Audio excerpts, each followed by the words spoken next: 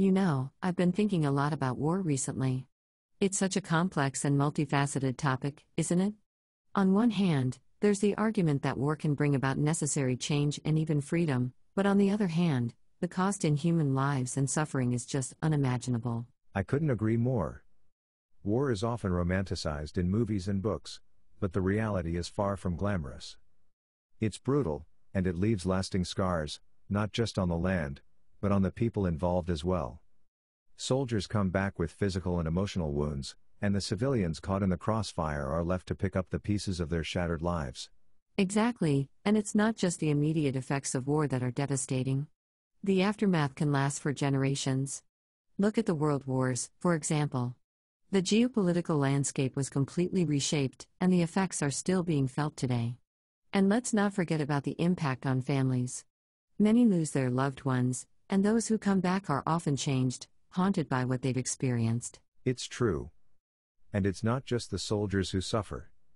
The families they leave behind are also deeply affected.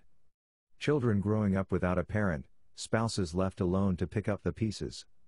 The emotional toll is immense. And that's not even taking into account the economic impact. Wars are expensive, and the cost is often borne by the ordinary citizens through taxes and austerity. You're right. And often, the reasons for going to war are so complex and entangled in politics and history, that the average person doesn't fully understand them. They just know that they have to pay the price. And for what? Land? Resources? Ideological differences? It all seems so futile when you think about the human cost. Absolutely. And what's worse is that often, the people who decide to go to war are not the ones who have to fight it. They make decisions from the safety of their offices, while young men and women are sent to the front lines. It's a heavy burden to bear, and I can't help but wonder if there's a better way to resolve our differences. I hope so.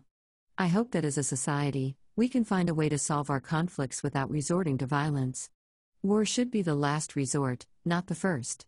But it requires a shift in mindset, and a willingness to see the humanity in others, even when we disagree with them. That's a beautiful thought. And I think it starts with conversations like this one, where we can discuss the harsh realities of war, and imagine a world where peace prevails. It might seem like a distant dream, but I believe it's worth striving for. Space exploration has truly come a long way, hasn't it? From the first humans stepping foot on the moon to now planning manned missions to Mars, it's just astounding. Absolutely. It's incredible to think about.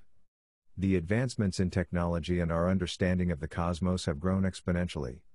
I remember when the International Space Station was first assembled in space, and now we're talking about building habitats on other planets. Exactly, the pace of progress is just mind-blowing. And it's not just the technology, our whole approach to space exploration has evolved. There's a lot more collaboration between different countries and private companies, which is accelerating the pace even further. True, the entry of private companies into space exploration has been a game changer. They're bringing innovation and efficiency, and they're making space more accessible. Just look at the reusable rocket technology developed by companies like SpaceX. That alone has significantly reduced the cost of launching payloads into space. I couldn't agree more. And it's not just about exploring space for the sake of exploration anymore. There's a real push towards making space exploration sustainable and finding ways for humanity to benefit from it directly. From space tourism to asteroid mining, the possibilities are endless. Absolutely. Space tourism is an exciting prospect. It's opening up space to ordinary people, not just astronauts. And the potential economic benefits of asteroid mining are huge. We could access resources that are scarce on Earth, which could be a game changer for our economy and our environment. Right, and let's not forget about the scientific benefits. Every mission we undertake teaches us more about our universe. We're learning about the origins of our solar system, the conditions necessary for life, and so much more. It's all contributing to our understanding of our place in the universe. Definitely. And it's also inspiring a whole new generation to pursue careers in science, technology, engineering, and mathematics. Space exploration has a way of capturing the imagination like nothing else. It reminds us of what we're capable of when we work together and push the boundaries of what's possible. That's a great point. It's about more than just the scientific discoveries and technological advancements. It's about inspiring people to dream big and strive for a better future. And who knows what innovations will come from that inspiration? Exactly, the future of space exploration is incredibly bright. We're standing on the cusp of a new era, and I can't wait to see what the next few decades bring. The possibilities are truly limitless. I couldn't agree more. The sky is not the limit, it's just the beginning. Ladies and gentlemen, have you ever found yourself in the treacherous aisles of a supermarket, armed with nothing but a shopping list and a vague sense of determination? Oh, I have, and let me tell you, it's a wild ride from start to finish. First, there's the shopping cart. You know, the one with the wonky wheel that seems to have a mind of its own. You give it a gentle push and suddenly you're doing a tango down the cereal aisle, knocking boxes off shelves and apologizing to every elderly person in your path. Sorry, Mom, I swear I'm not drunk, it's just the cart. And then there's the list. Oh, the list.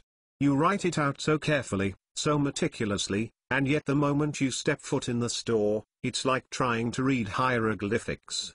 Did I write milk or silk? And what on earth is Flerbelnafen? Was I hungry when I made this list or just having a stroke? But let's talk about the other shoppers for a moment. There's always that one person who treats the supermarket like it's their personal runway. Strutting down the aisles like they're on America's Next Top Model, tossing items into their cart with the grace of a ballerina. And then there's me, shuffling along in my sweatpants, hair in a messy bun, just trying to remember if I need eggs. And can we talk about the pressure of the express lane? It's like 10 items or less. Okay, but what if I have 11 items? Is there going to be a SWAT team that comes out of nowhere and tackles me to the ground? Mom, you're under arrest for one extra item in the express lane. And don't even get me started on the self-checkout. It's like a game show where the grand prize is getting out of the store without having a nervous breakdown. Please place the item in the bagging area. I did place the item in the bagging area. Unexpected item in the bagging area. What do you mean, unexpected item? It's a bag of chips. But despite all the chaos, the confusion, and the occasional cart tango, there's something oddly satisfying about grocery shopping. Maybe it's the sense of accomplishment when you finally find that one elusive item on your list. Or maybe it's the sweet victory of successfully navigating the self-checkout without any hiccups. So, next time you find yourself in the supermarket, wrestling with a rogue shopping cart and deciphering your own hieroglyphics, just remember, you're not alone. We've all been there, and we've all lived to tell the tale. Happy shopping, everyone.